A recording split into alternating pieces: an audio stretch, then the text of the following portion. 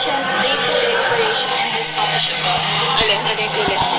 How would you describe an efficient day-to-day operation in this coffee shop? Paano efficient siya? Kung ano po, yung maayos po na operation. Kasi, location-wise, hindi kami dayuhan. Kaya dayuhin. Kumbaga, ang mga customers namin is talagang Mga riders po. oo, riders. Kasi yun yung team nitong cafe. So, hindi siya yung matao ba? Parang ganito, pag may event lang, saka lang siya tinatao ng ganito. So, on a daily basis, sakto lang.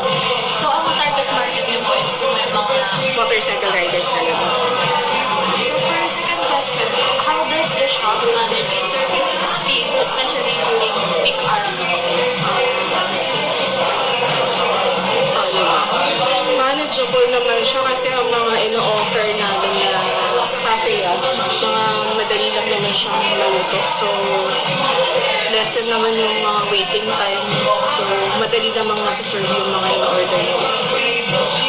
So, for third question, what steps are taken to ensure order accuracy and minimize mistakes? Ayun, sige. Starting from pag kinuha yung order, kailangan syempre, once na nakuha mo yung order, i-repeat ko sa kanila para may iwasan na yung mali yung especially sa mga merchants namin kasi may online shop din kami. Meron kaming Shopee, Lazada, so kailangan i-ensure mo yung quality, to-check mo, and yung sizes, color,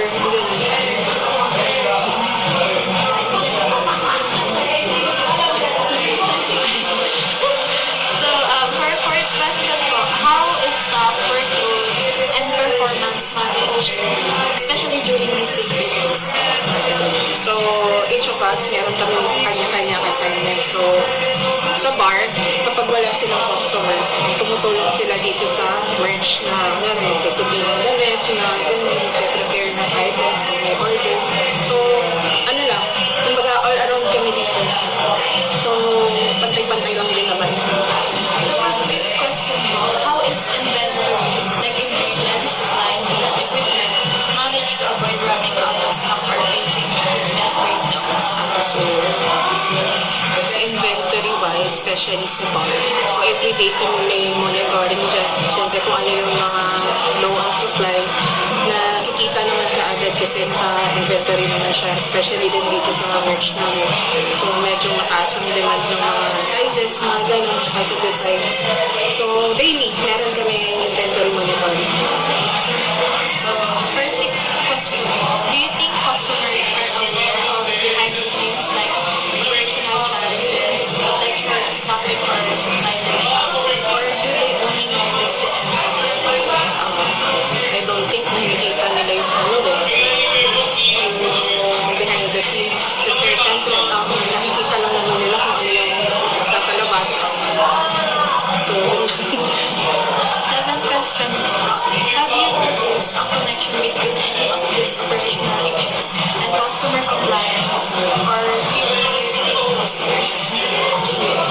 How you notice a connection between any of these operational issues and customer compliance or repeat customers?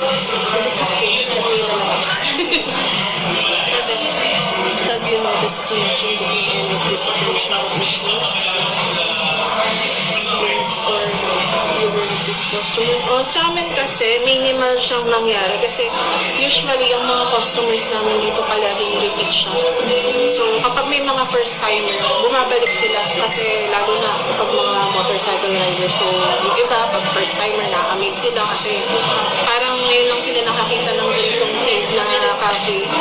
So, ayun, bihira kami yung hindi bumabalik kasi parang usually same faces palagi. Tapos yun, nadadagdagan, lumalaki yung community.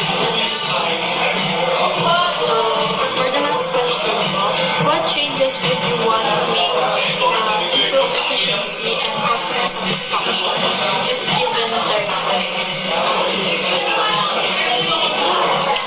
So far kasi ako bilang manager, wala sa akin yung yung power. So sa management pa rin talaga siya.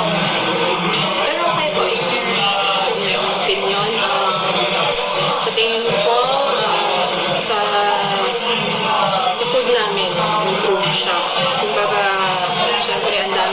nauusog mga trends ngayon. So, ayun. So, para maka-attract kami ng mga customer of different ages, kumbaga, kailangan maging updated ka rin sa kung ano yung latest. Sabi sa kailan po nag-start? Itong business nag-start siya ng